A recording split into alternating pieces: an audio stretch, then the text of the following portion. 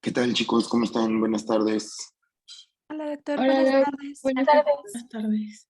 Perdón el retraso, es que se actualizó la máquina y me tardé ahí un poquito en entrar. Pero bueno, pues me voy a presentar de manera oficial con ustedes. Mi nombre es Miguel Guerrero, soy médico adscrito al servicio de ortopedia en el Hospital de la Villa desde 2013. Soy egresado de FES Iztacala en el 2006 y luego de la especialidad en ortopedia en la Secretaría de Salud en el 2012. Y hace unos 4 años ya estoy como parte de la plantilla de profesores universitarios. Estuve un par de años con la Escuela Superior de Medicina y llevo casi 3 participando con los grupos de Iztacala. Entonces, vamos a estar viendo con ustedes temas de infecto. Y bueno, pues vamos a empezar con algo. Es el cólera. Entonces, si están listos, chicos, empezamos la presentación.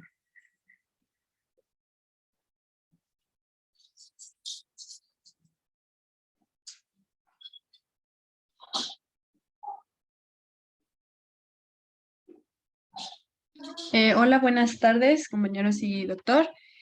Bueno, somos el equipo número 6 y vamos a presentarles el tema de cólera. El equipo está conformado por Gasca Luna Javier Alejandro, Rosas Leilania Macali, Luis Bernal Evelyn Lisbeth y su servidora. La que sigue, por favor.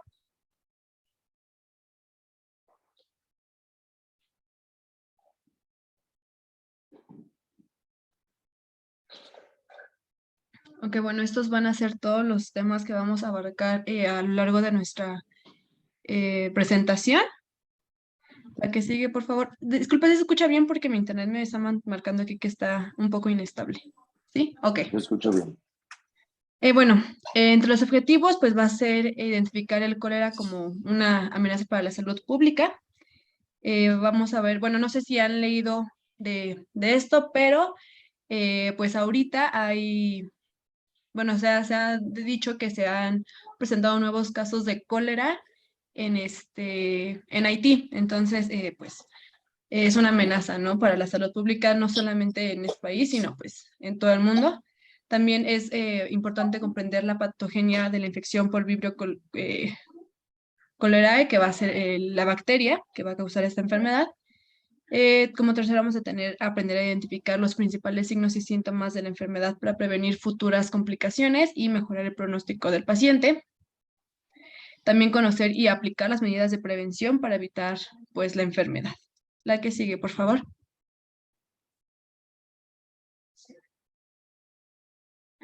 Bueno, vamos a tener como definición que el cólera va a ser una enfermedad diarreica aguda causada por la ingestión de alimentos o agua contaminada con el bacilio de Vibrio cholerae.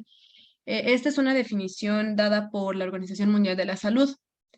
Es importante mencionar que, bueno, como antecedentes vamos a tener que esta bacteria, que esta enfermedad a lo largo del siglo 19, pues se propagó por el mundo desde pues su reservorio original, que sería, en el delta, en el Ganges, principalmente en la India, y pues de ahí ha provocado pues diferentes pandemias. Se han reconocido 6 pandemias que han matado a miles de personas en todos los continentes, y actualmente se dice que hay una 7ª pandemia que comienza en Asia en 1961 y que llegó hasta África en 1971 y en América llegó hasta 1991. Y pues podríamos decir que entonces en la actualidad pues la cólera va a ser endémico en muchos países. Y bueno, es importante también mencionar que vamos a tener 2 tipos, bueno, muchos serotipos de la bacteria, pero principalmente va a ser la O1 y la O139 los que van a causar los brotes.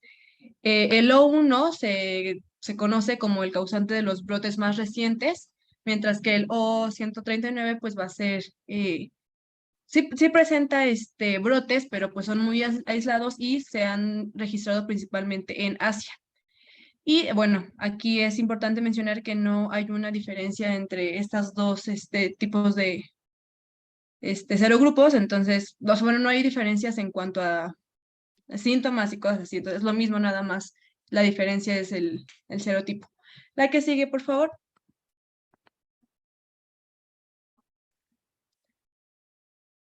Bueno, como características generales vamos a tener que, pues, como ya les mencioné, es una enfermedad infecciosa y que va a ser muy mortal debido a la alta deshidratación que esta provoca. Como les mencioné, pues esta es una enfermedad diarreica, ¿no? Entonces, pues va a provocar la deshidratación. Y también esta es provocada por la bacteria Vibrio cholerae, la cual va a ser un bacilo gram negativo. Y bueno, vamos a poder aquí ver que esta bacteria tiene una forma, digamos, curva, pero que también va a ser recta, o sea, es como un tipo, es que no sé cómo explicarlo, pero sí tiene una pequeña curvatura. También es importante mencionar que es móvil y por esto se le va a dar una forma de vibrio, ¿no? Que pues esto se puede decir, relacionar debido a que pues va a vibrar mucho. Eh, También esta puede estar en medios con oxígeno o sin oxígeno. Y esta bacteria solamente va a tener un flagelo polar y esto va a servir pues para la movilidad de esta en el aparato gastrointestinal. Y también como pueden ver en la imagen, pues en la primera imagen, donde se ve con el fondo morado, pues vamos a tener que esta va a tener, bueno, va a presentar muchas fibrias, ¿no? Entonces, esto va a ayudarle a la bacteria a que se pueda adherir en el aparato gastrointestinal. Me pareció importante mencionar aquí que la NOM serie 16 pues va a ser la cual va a basarse, bueno, sí se va a basar en la vigilancia, prevención, control y manejo del tratamiento pues del cólera, ¿no? La que sigue, por favor.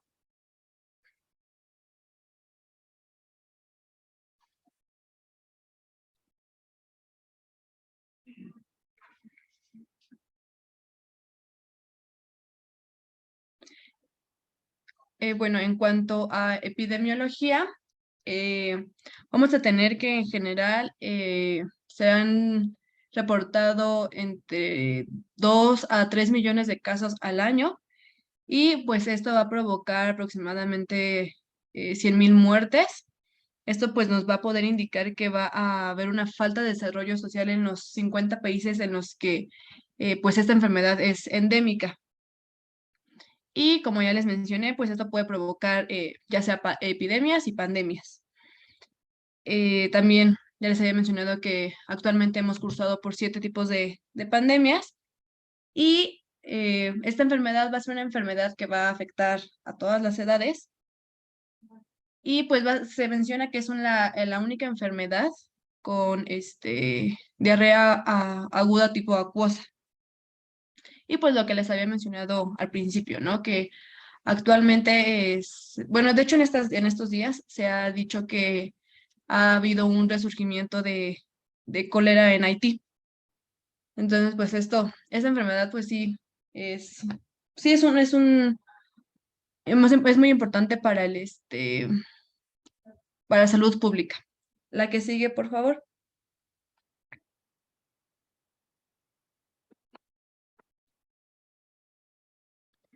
Ok, en cuanto a citología, pues vamos a tener que pues esta enfermedad principalmente se va a dar por ingerir alimentos que no hayan tenido una correcta higiene. También que se beba agua contaminada o que exista una carencia de agua potable. Y también la presencia de ríos y mares contaminados, o sea que no haya un saneamiento ambiental adecuado. Y pues eso también nos va a dar pues la contaminación de pescados y de mariscos, pues justamente también contaminados. Como pueden ver, es que principalmente esta enfermedad se va a presentar en países, pues, en vías de desarrollo. La que sigue, por favor. Bueno, vamos a esperar tantito aquí. Nada más hay que agregar, por ejemplo, cuando hablan de los serotipos del vibrio, que hay un serotipo al que le llaman no o uno, que es un serotipo que no tiene una capacidad infecciosa tan grande y es el más común en los cuadros leves, el serotipo no 01. La otra es que sí es importante la enfermedad porque, como dice su compañera, es un marcador del desarrollo económico y social en los países. Es una enfermedad ligada al estrato socioeconómico bajo, a la carencia de servicios básicos. Hay que recalcar que el hombre es el único reservorio natural del vibrio, el hombre y el agua. Los animales no tienen capacidad de fungir como hospederos y la excreción del vibrio, de la bacteria, se da a través de las heces. Entonces, de las heces de la persona, ¿no? Entonces, es el mar, el agua mar contaminada, sobre todo se refiere a aquellos lugares que están fungiendo como el desemboque del sistema de drenajes. Y bueno, pues los mariscos y los peces que están en esa zona son los que pueden estar contaminados, ¿no? Entonces no tengan una creencia inadecuada de que cualquier especie marina puede ser el medio de transmisión del vibrio, solo aquellos que se encuentren en zonas contaminadas. Y las zonas contaminadas son aquellas que son los lugares en donde desemboca el drenaje, ¿vale? Seguimos, por favor.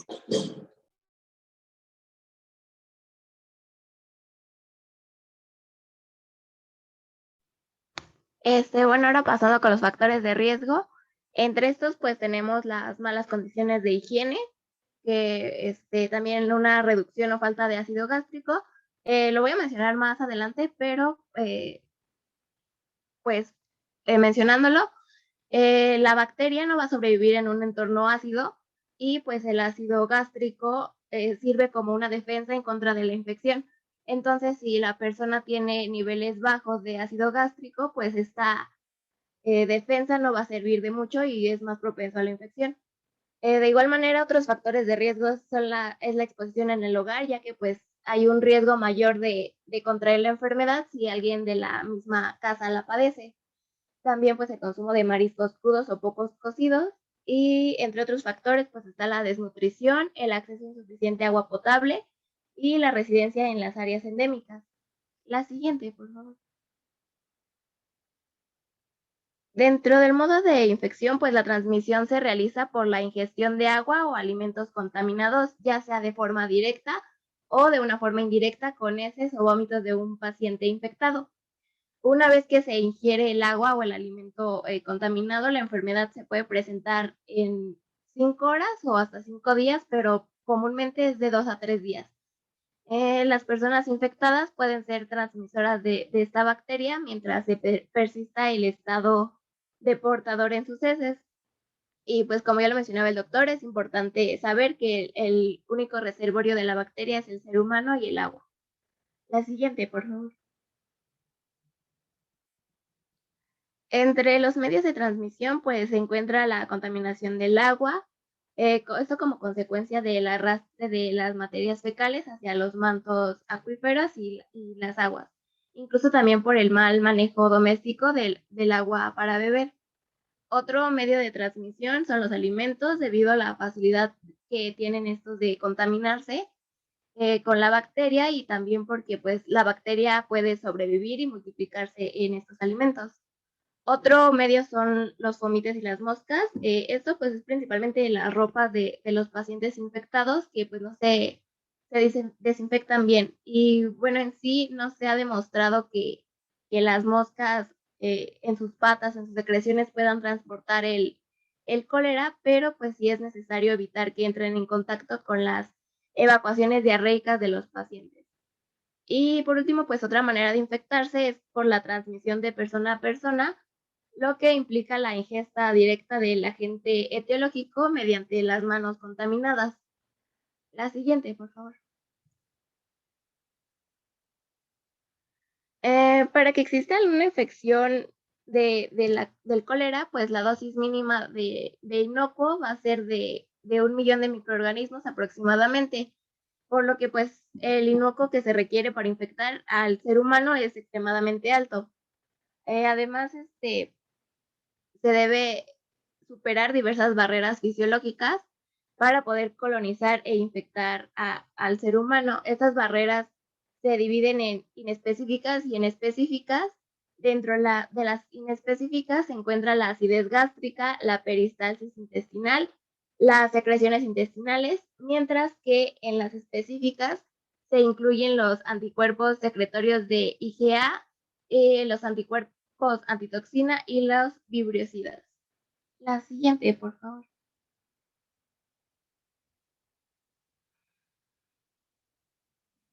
En cuanto a las barreras inespecíficas, pues con la acidez gástrica, una vez que se ingiere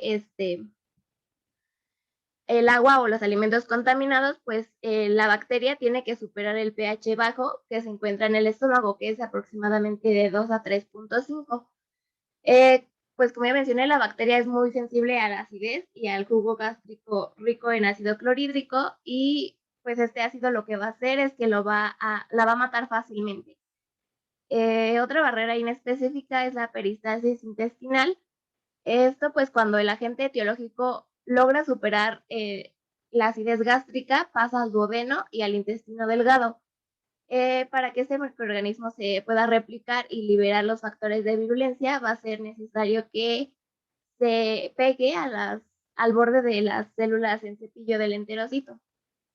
Y pues cuando esto no funciona, pues ya el vibrio va a pasar a secretar unas enzimas que lo van a ayudar a moverse, y pues su quimiotaxis le va a permitir lisar el moco que recubre las células, con lo que pues va a ser más fácil que entre en contacto con estas células. La siguiente, por favor. Las barreras específicas se refiere principalmente a cuando los individuos ya han tenido un contacto con el virión colérico. Estos van a tener una respuesta inmune que consiste en la producción de anticuerpos secretorios de IgA y de anticuerpos antitoxina, que pues van a estar dirigidos contra la bacteria y contra la toxina colérica. Los anticuerpos séricos pues son marcadores serológicos y en sí no tienen un efecto protector. La siguiente, por favor. Pasando ya a la patogenia, pues lo primero es la ingesta de los alimentos o del agua contaminada. Después la bacteria va a llegar al aparato gastrointestinal de la persona recién infectada. Ya cuando entra al cuerpo, disminuye sus necesidades metabólicas y su producción de proteínas, creando así un perfil bajo que le va a ayudar a sobrevivir al ácido clorhídrico del estómago, y pues ya cuando sobrevive a este ácido, pues puede pasar al intestino delgado. Entonces, pues el primer lugar donde entra en contacto con las defensas del cuerpo, pues es en el estómago. Después, ya puede pasar al intestino delgado, donde tiene su acción principal y es donde se genera la enfermedad. La siguiente, por favor.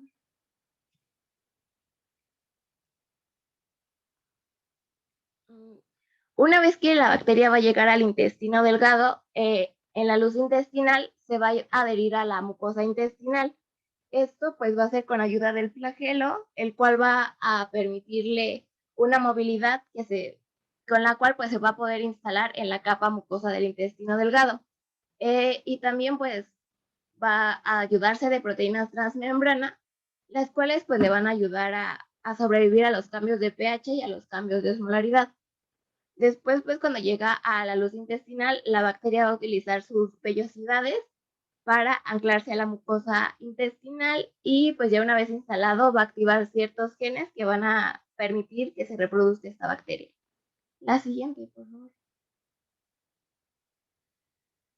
Una vez que se producen los factores de virulencia, como son los lipopolisacáridos, el antígeno H, las adhesinas, hemolicinas, antígeno O y principalmente la toxina del cólera, el intestino delgado va a contar pues con la producción de esta toxina, la cual está compuesta por 5 unidades B, que son fijadoras y en el dibujo se muestran como esos circulitos azules. Y también está compuesta por 2 unidades A, que son tóxicas, y pues en el caso del dibujo son los cuadritos verdes. La siguiente, por favor.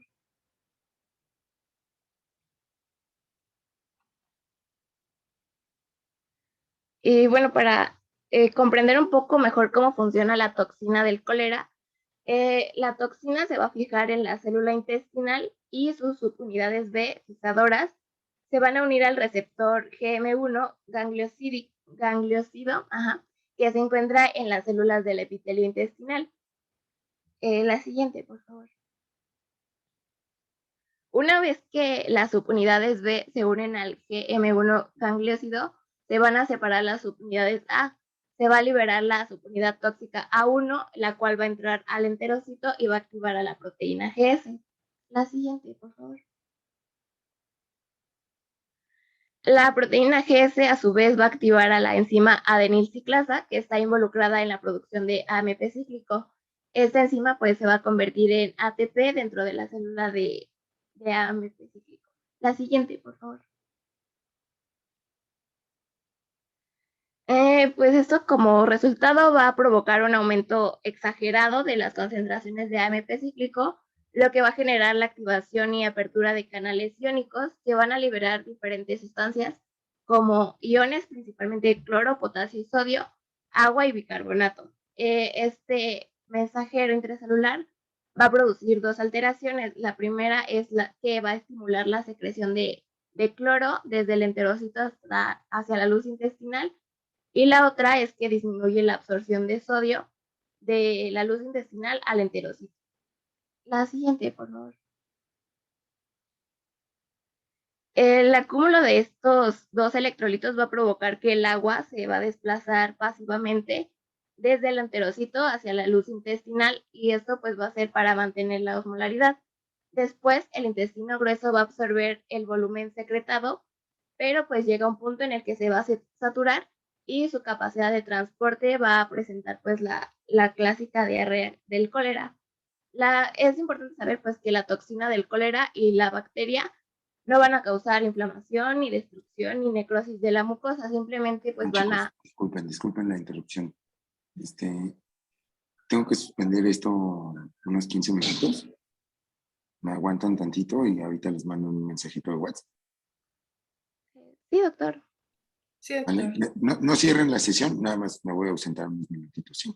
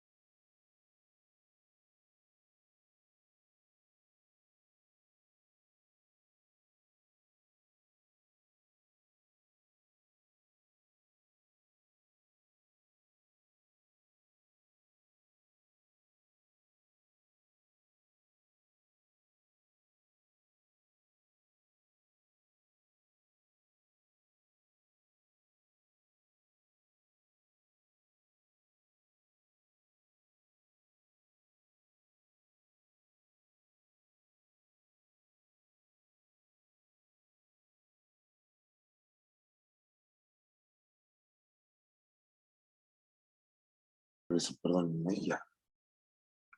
Por el momento no más interrupciones. No se preocupe, doctor. Bueno, continuando, pues, como ya mencioné, la toxina del cólera solamente va a generar la apertura de los canales iónicos que van a permitir la liberación de sustancias intracelulares, pero pues esto no va a ser bueno ya que va a generar un desequilibrio electrolítico por la pérdida masiva de electrolitos. También puede generar deshidratación por la pérdida de agua y también se puede generar acidosis metabólica por la pérdida de bicarbonato. Y ya esto dando como consecuencia que se genere una diarrea acuosa llena de minerales e incluso de más bacterias, ya que pues afuera de la célula la bacteria sigue reproduciéndose y pues con esto las heces fecales van a tener mucha cantidad de bacterias y pues son muy infecciosas. La siguiente, por favor. Buenas tardes, vamos a continuar con el cuadro clínico del cólera. Para esto, pues ya se mencionó que esta enfermedad va a tener una incubación de 1 a 2 días normalmente, pero pues va a variar dependiendo del paciente, porque puede llegar hasta 5 días. Este se va a caracterizar, como se mencionó en la fisiopatología, por esta diarrea acuosa. Esta va a ser líquida, indolora y repentina. También se va a presentar incomodidad abdominal y vómitos.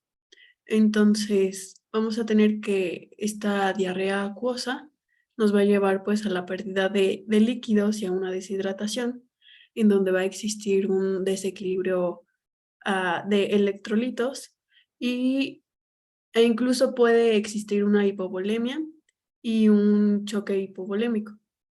Las manifestaciones pues van a ser muy diversas y se menciona que en algunos casos no se van a presentar síntomas, solo se van a presentar como diarrea leve. Se menciona que aproximadamente el 80% de las personas infectadas no van a desarrollar síntomas clínicos y el restante pues va a presentar estos signos y síntomas característicos de pues la diarrea acuosa y profusa. Para diagnosticar una diarrea acuosa, por lo general se debe presentar al menos 3 veces al día en un periodo de 24 horas esta diarrea aguda y generalmente no se va a presentar sanguinolienta. Entonces, estas manifestaciones también pues pueden ser acompañadas de cólicos abdominales.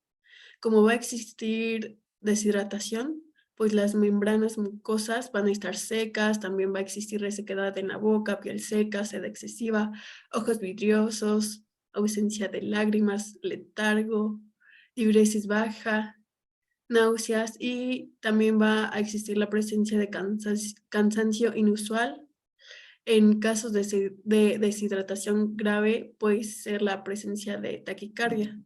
Y hay un signo que se llama el signo del lienzo húmedo, que pues es cuando pellizcas alguna parte de la piel y se va a quedar como levantada, no va a regresar a su estado original. Bueno, siguiente, por favor. En cuanto al diagnóstico, pues primero que Vamos a nada va a esperar ser... un poquito ahí, Leilani. Vamos a detenernos un poquito en las características clínicas. ¿Alguien recuerda cómo se describe característicamente en las evacuaciones de un enfermo por cólera?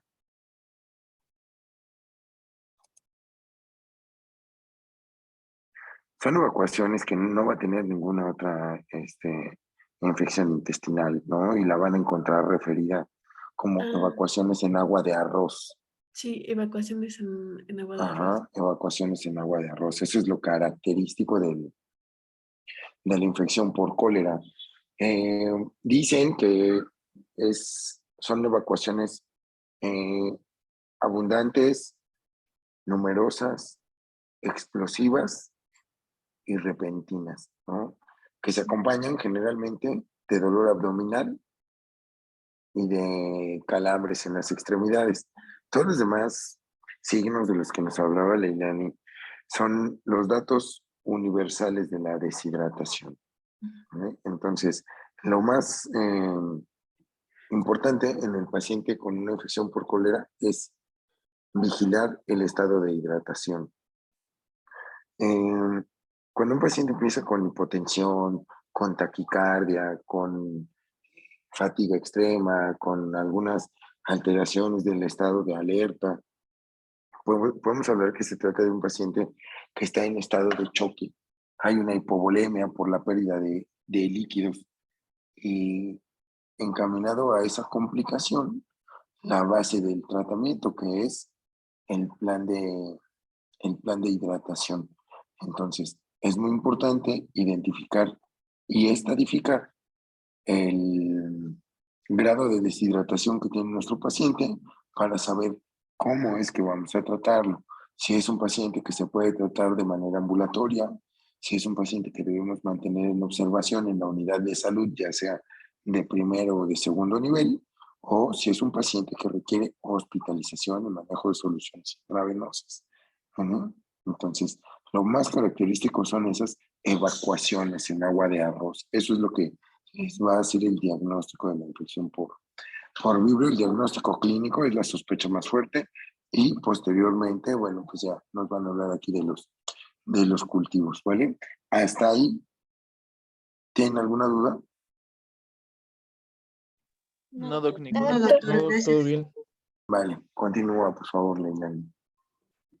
Bueno, en el diagnóstico clínico, ya mencionó el doctor que esta diarrea acuosa va a tener esta característica de que se va a denominar heces en agua de arroz, como podemos observar en la imagen. Estas heces van a ser acuosas y se describe que van a formar como motas, motas de mucosidad y que pues tiene la apariencia de agua, que, bueno, tiene la apariencia de cuando hay en pues la boa y el arroz en agua. Bueno, ¿te puedes regresar, por favor? Creo que ahí, bueno, ahí también hay una imagen de esta apariencia de las heces de arroz, que pues es totalmente blanca. Bueno, ya, siguiente, por favor. Y bueno, también para el diagnóstico es importante ver los antecedentes del paciente, si este paciente viajó a una región endémica o tuvo contacto con una persona infectada, y pues la deshidratación. Leí que el cólera es la enfermedad que más rápido va a llevar a una deshidratación.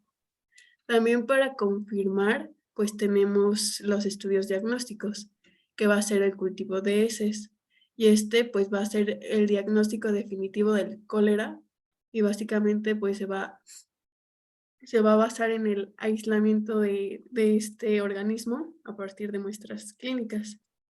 Y ya después, pues se va a hacer un cultivo en un agar. También pueden ser otras pruebas como la detección de antígenos, que pues aquí va a presenciar o no los serotipos que, como vimos, es el O1 y el O139. También existen las pruebas moleculares, por ejemplo, la PCR y la microscopía de campo, que esta es específicamente en las heces de agua de arroz. Aquí también se pueden evaluar las heces viendo la presencia de los vibrios que son móviles. Bueno, ¿Te acuerdas cómo se llama ese agar que se usa para el cultivo del vibrio? agar de sacarosa biliar. Agar TCBS, ajá. Agar TCBS, tiosulfato, citrato, bilis, sucrosa. Ese es como se Ese es el medio más común para la identificación del vibrio. También, por supuesto, la serología.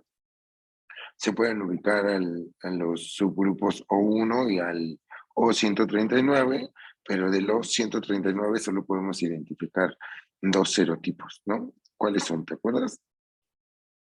El antígeno O1. Los serotipos Ogawa e Inaba, que son los serotipos del 139, son los únicos que se pueden identificar por serología. La PCR, bueno, pues ahora con esto de COVID es una palabra que estuvo en boga y que todo el mundo hablaba de pruebas PCR. El PCR, la cadena en reacción de la polimerasa, forma parte de los estudios conocidos como reactantes de fase aguda. Sin embargo, debemos solicitar PCRs específicas, ¿vale? Entonces, sí podemos utilizar una PCR, pero debe ser específica para el vibrio. Ahora, realmente lo que identifica una PCR no es al bacilo, sino la toxina que se produce en las vellosidades intestinales. Entonces, sí se puede utilizar, pero debemos saber que no nos va a identificar a la bacteria, sino la presencia de la toxina, ¿vale? Por supuesto que el diagnóstico clínico no tiene lugar a dudas. Sin embargo, si lo queremos hacer objetivo, debemos solicitar. Pidan un cultivo de las heces en Lagartix CBS y es lo que más les va a ayudar. Ahí otros cultivos en caldo enriquecido, también eso se puede llegar a hacer. Sin embargo, no es lo más común. ¿Vale? Ok. Sí, Leilani, por favor. Sí, gracias, doctor. Bueno, siguiente, por favor. Bueno, para el tratamiento, pues va a ser indispensable la reposición de líquidos y los antimicrobianos. Pero para la reposición de líquidos, como mencionó el doctor, es importante determinar el grado de deshidratación en la que se encuentre el paciente. Y vamos a tener 3 situaciones en donde vamos a hacer un examen físico al paciente y vamos a determinar en qué grado de deshidratación va a estar. Por ejemplo, en la deshidratación o en la situación A, que es leve, pues, por ejemplo, vamos a ver los ojos, si son normales o si están secos, lágrimas, si las tiene presentes o no, si hay resequedad en la boca y en la lengua y en otras partes donde existe mucosa. Y también si presenta sed. También, pues, este signo del pliegue que mencioné anteriormente va a ser importante para determinar este estado de hidratación del paciente. Y, por ejemplo, pues, en la situación C, ya tenemos un paciente que está inconsciente, que los ojos van a estar muy hundidos y secos, también las mucosas, y este signo del pliegue, pues, se va a presentar más tiempo mayor a 2 segundos. Es cuando, pues, pellizcas la piel y se queda como levantada y en lugar de regresarse. Entonces, ya que establecimos el estado de hidratación del paciente, pues vamos a continuar con el plan que normalmente se llama plan ABC de hidratación del paciente. Siguiente, por favor.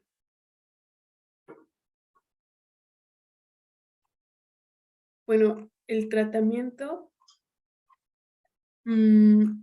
pues va a ser, como ya mencioné, en 2 partes. Primero en la reposición de líquidos y después en antimicrobianos.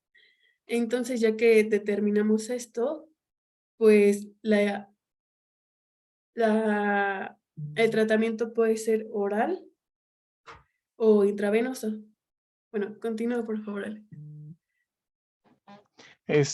Bueno, aquí como ya lo mencionaba esta ley, lo primero que tenemos que hacer es observar las condiciones que presenta el paciente para nosotros tratar de detectar en qué situación va a estar y de ahí proceder a un plan. En el caso de un paciente que a condiciones generales pues está alerta, tiene lágrimas presentes, la boca y la lengua están húmedas, etcétera, estamos hablando de un plan A, una situación donde no es de riesgo o no hay deshidratación. Para esto lo único que se tiene que hacer es seguir un plan dentro del plan A que se le llama ABC, que se refiere a la alimentación, a las bebidas abundantes y a una consulta oportuna. Prácticamente este plan, según la norma oficial mexicana, pues recomienda ofrecer media taza, que son 75 mililitros aproximadamente, de una fórmula que propuso la OMS. Esto va a ser en el caso de niños menores a 1 año. Y esta pues va a ser administrada de manera oral, puede ser por medio de cucharaditas o algo así. Y en el caso de los niños mayores a 1 año, pues va a estar indicada una taza, que son aproximadamente 150 mililitros. En el caso de que se encuentre un paciente en un plan B, esto va, o sea, el plan B, pues como ya lo mencionó la compañera, pues ya va a haber signos y síntomas presentes, ¿no? En el caso del plan B va a consistir en una rehidratación, todavía por vía oral, y esta va a ser de 100 mililitros por cada kilogramo de peso de la fórmula que ha establecido la OMS. Esto va a ser de manera fraccionada, va a ser fraccionada y administrada cada 30 minutos durante 4 horas. Como quien dice, otra manera es sacar los mililitros y el peso y de la solución, bueno, de la cantidad que nos dé, dividirla en 8. Y eso es lo que le vamos a estar administrando cada media hora. Y algo importante aquí es que este tratamiento se tiene que reiniciar cada vez que el paciente tenga vómito o tenga o haga del baño ya. Y en el caso del plan C, pues ya es algo más delicado. Este tratamiento ya va a ser por vía intravenosa y este tratamiento se va a dividir en 3 horas nada más. La primera hora se va a administrar 50 mililitros por kilogramo de peso y posteriormente la segunda y la tercera hora se van a administrar 25 mililitros por kilogramo de peso de la fórmula que mencionó la OMS. Incluso también en alguna bibliografía, pues también se recomienda que se le administre solución de Ringer, que pues está compuesta por lactato de sodio, cloruro de potasio, cloruro de calcio.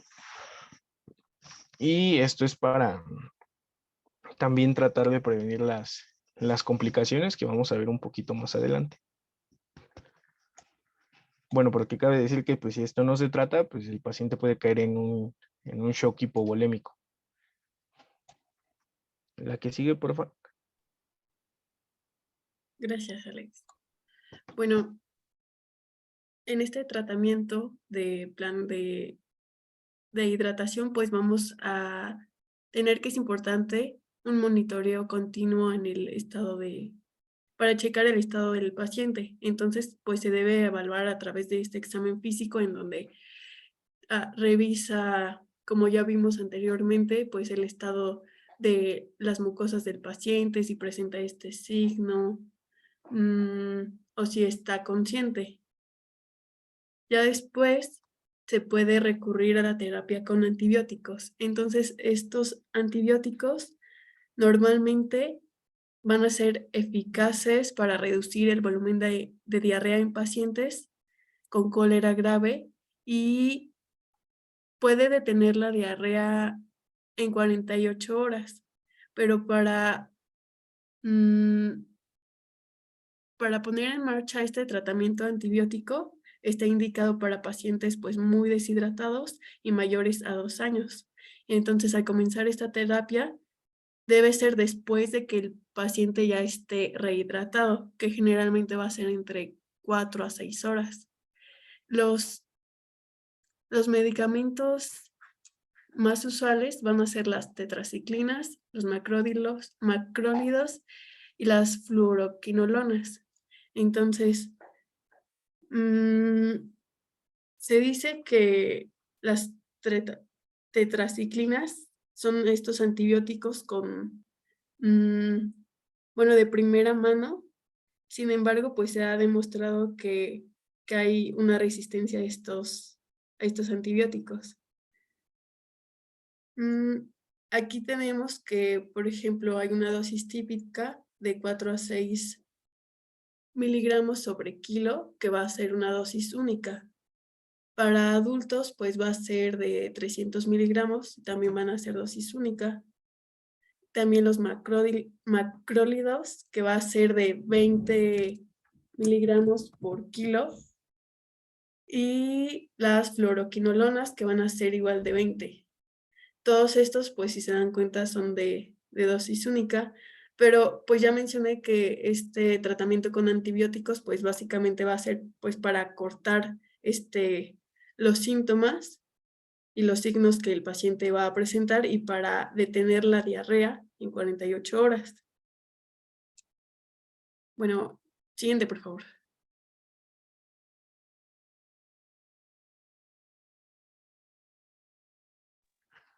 Bueno, pues en el caso de las complicaciones, como les estaba mencionando hace un momento, vamos a tener que la más grave es la deshidratación severa, que pues vamos a enfocarnos en tratar esta complicación mediante los planes que les acabamos de dar. En el caso del shock, este se va a tratar con 5 fases distintas y esa va a ser por medio del tiempo. La primera fase se va a tratar durante la primera hora, en el caso del shock hipovolémico. La segunda fase, esa abarca dentro de la primera hora a la 9ª hora. Y prácticamente lo que busca esta fase es estabilizar los signos vitales y busca ganar peso. Esto por medio de la restitución parcial de los líquidos que se perdieron. La tercera fase se da de la 9ª hora hasta las 24 horas. Y de igual manera, su objetivo va a ser la restitución de volúmenes de los compartimentos que se encuentran en el espacio extracelular y en el espacio intracelular. La fase 4 va de la hora 25 a la hora 48 y aquí se basa específicamente en la corrección total de los electrolitos, de estabilizar el estado ácido-base y en general del volumen. Y por último, pues la fase 5 va a abarcar del día 2 al día 14 y esta fase se encarga de restaurar el déficit calórico y proteico que se tenía. Ese es en el caso del shock hipovolémico. También va a estar presente una complicación en la insuficiencia renal. Pueden haber hipopotasemia, hipoglucemia, convulsiones. En el caso de la glucosa baja, pues es un riesgo mayor, sobre todo en niños, porque es la que puede causar las convulsiones. En el caso de tener los niveles bajos de potasio, pues es lo que nos va a llevar a problemas incluso cardíacos. Y la que sigue, por favor.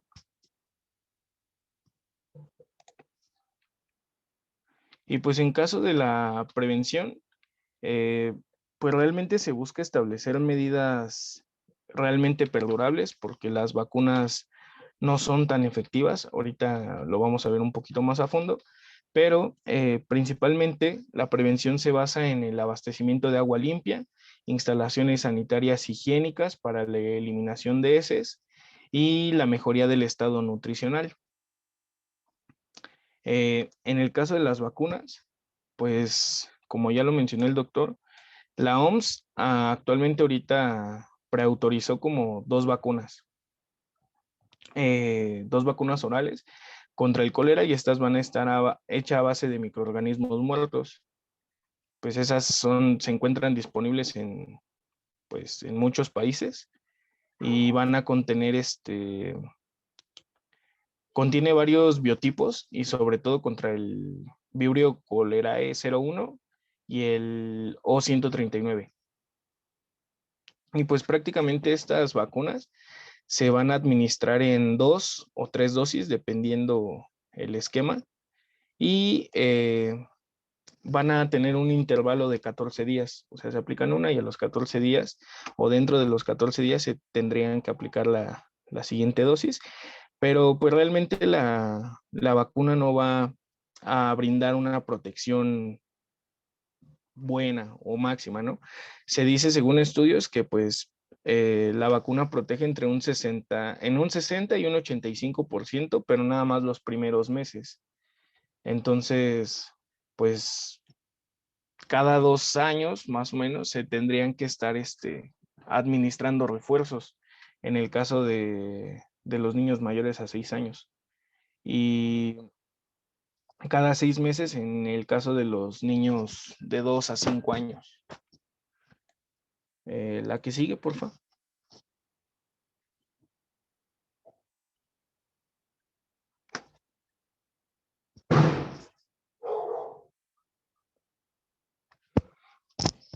¿Le pueden cambiar a la diapo que sigue, por favor?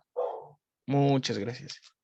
Y pues, por último, en el caso del pronóstico, con el tratamiento adecuado, el pronóstico pues es bueno. Tiene una muy baja tasa de mortalidad, apenas el 0.2%, pero si el cólera no se trata, pues la tasa de mortalidad sí es elevada, puede alcanzar hasta un 50, un 70% de los casos. La que sigue, por favor.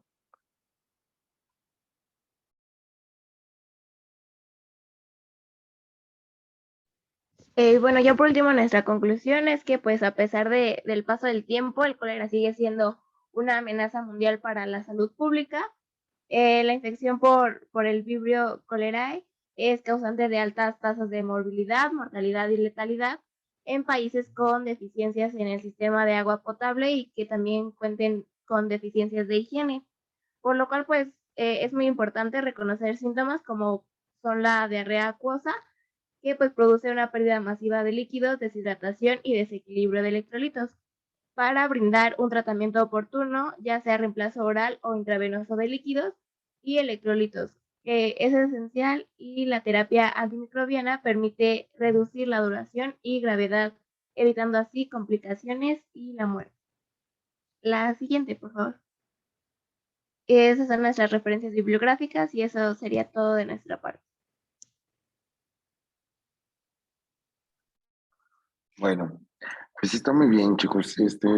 Realmente creo que lo más provechoso de este tema es identificar las características del cuadro clínico, una enfermedad diarreica aguda, las características de las evacuaciones en agua de arroz, el método de diagnóstico, que es el cultivo en agar, y el tratamiento es lo más importante. Sí es cierto que tiene una tasa de morbilidad alta. ¿Eso qué quiere decir? Que puede haber muchísimos contagios.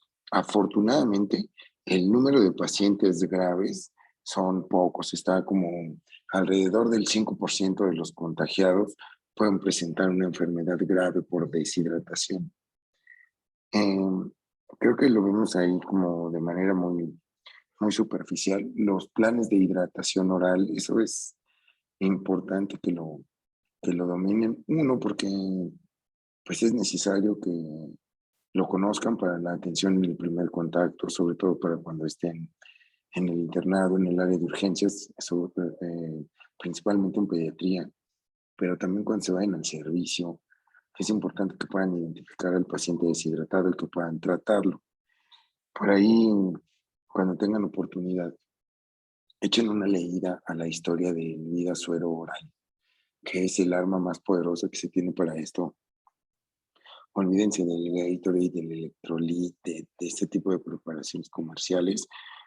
Lo mejor que le pueden dar al paciente son esos electrolitos orales, vida suero oral. Cuando vean la historia, van a ver la historia de un pakistaní que salvó a algunos pacientes, hizo unos estudios a largo plazo. Los planes de hidratación eran de manera directa a través de una sonda nasogástrica hacia la vía intestinal, una manera artesanal de preparar con azúcar, con agua, con sales, suero, en el que después intentaron conseguir la osmolaridad normal del plasma para poder recuperar a esos pacientes en pocas horas. Las guías de práctica clínica son una serie de recomendaciones que sobre todo están encabezadas por el Instituto Mexicano del Seguro Social, pero que es lo que es un compendio de cómo se deben tratar las principales enfermedades en nuestro país, pero además es lo que legalmente regula nuestra práctica. Entonces, échenle una leída a las guías de práctica clínica para que sepan lo que les puede comprometer de manera jurídica, y échenle una leída al plan de rehidratación oral, cuándo usar el plan A, el plan B, el plan C. Por ahí decía su compañero, sí, creo que es a cucharaditas o algo así. Bueno, pues es muy importante que sepan manejar cuánto se le debe dar al paciente en una hora, porque si ustedes le quieren dar al niño el biberón o el vaso así, lo que va a pasar es que va a vomitar y van a tener que calcular esas pérdidas y van a tener que hacer nuevos cálculos de lo que le tienen que reponer en la primera hora, y se vuelve ahí algo un poco complejo. El plan de hidratación oral, los planes ABC van a venir seguramente en su examen final, va a venir en su examen profesional y va a venir cuando hagan el examen para la residencia. Entonces es importantísimo que sepan manejar el plan de rehidratación oral. El uso de antibióticos, lo que más usamos aquí en México son las quinolonas, y de las quinolonas el ciprofloxacino. Trabajar con macrólidos puede ser efectivo. Lo más común es la acitromicina, normalmente son dosis de 500 miligramos por día hasta 3 días. La eritromicina, aunque es fácil de encontrar en el sector salud, yo no sé si alguno de ustedes es alérgico a la penicilina y ha tenido que tomar eritromicina, sabe horrible, irrita muchísimo el estómago. Entonces no es tan fácil que la acepte, sobre todo el paciente pediátrico. En las tetraciclinas, pues sí, son efectivas según la literatura, pero en realidad la utilidad práctica es poca. Entonces, el manejo va encaminado al mantenimiento de las condiciones generales del paciente, a la rehidratación. Un paciente más complicado, un paciente en estado de choque, puede traer todas las alteraciones sistémicas que nos va a traer un choque de cualquier tipo, un choque séptico, un choque hipovolémico. Entonces, no debemos meternos demasiado a eso. De eso ya tendrá que encargarse el médico del servicio de urgencias, el portador del paciente, y posteriormente tendrá que encargarse la terapia intensiva. Nosotros debemos enfocarnos en las cosas prácticas que nos van a llegar al principio, y ese es el plan de rehidratación oral, el plan ABC. Entonces, cuando tengan una oportunidad, échenle una leída. Se llevan 20 minutos y van a saber cómo deben manejar al paciente. De lo que nos han compartido sus compañeros, ¿alguien tiene alguna duda? ¿Hay algo que no haya quedado suficientemente claro? No, Doc, todo bien. Todo bien. Bueno, ¿qué vamos a ver mañana, chicos? Mononucleosis infecciosa, Doc. Mononucleosis infecciosa. Crisis infecciosa, la enfermedad del beso. Bueno,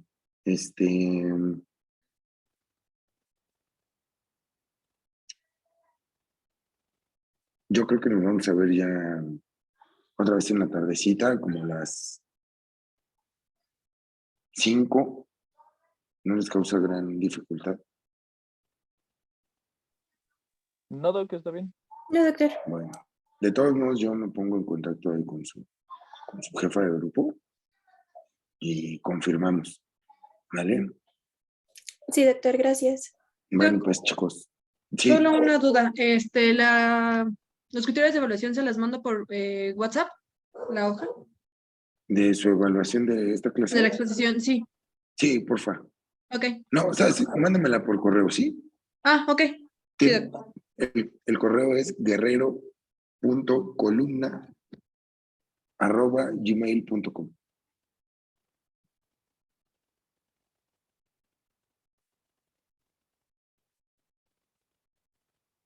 ¿Vale? Sí, doc. Bueno, chicos, pues si no hay nada más que agregar, descansen y nos vemos mañana. Hasta mañana, Hasta Doc. mañana. Hasta mañana. Chao. Gracias. Bye. Gracias, Doc. Hasta mañana, doctor. Ya. Gracias. Bye.